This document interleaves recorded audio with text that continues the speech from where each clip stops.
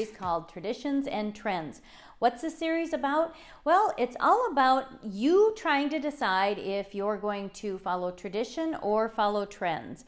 And the biggest question you have to ask yourself is why when you're trying to decide these things. Why are you following tradition or why are you going with the trend?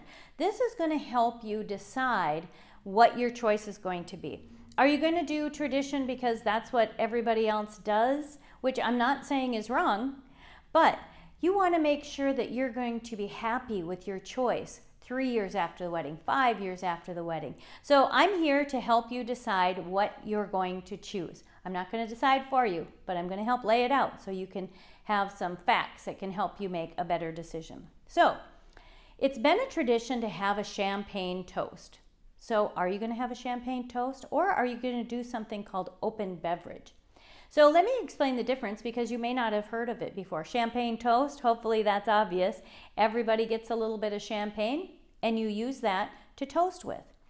But you can also do something called open beverage. So an open beverage is they can have their beverage of choice. So if they're drinking water, they're drinking diet soda, they're drinking beer, wine, they can even have champagne, but it's their choice. So let's walk through why you might choose one or the other.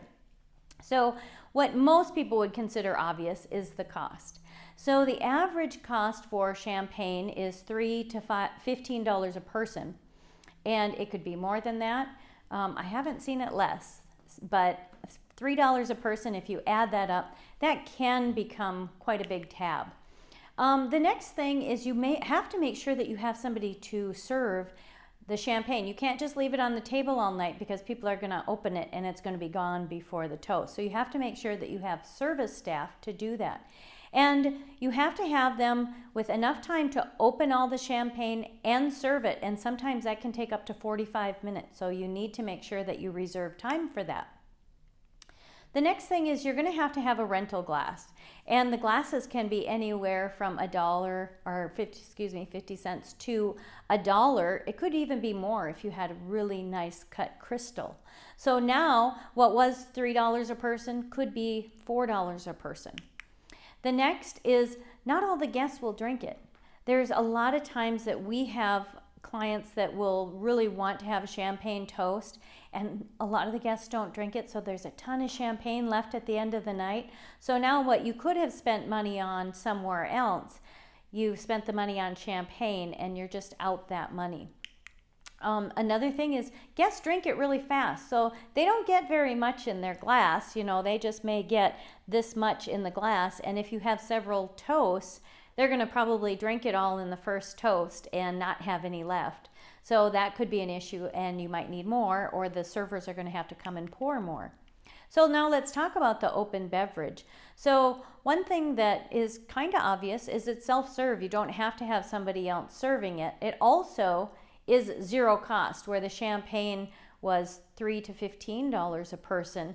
They can just drink their water if they want, or whatever their beverage of choice is, so it's not an additional cost. And again, it's self-serve, so you don't have to have the servers come. They just are toasting with whatever they have at hand.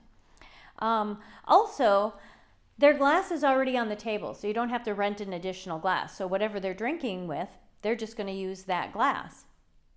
Also, no refills needed. So normally if they have, let's say, a diet soda or a water, they have a big full glass, and so they can go through several toasts with that and don't need to have a refill.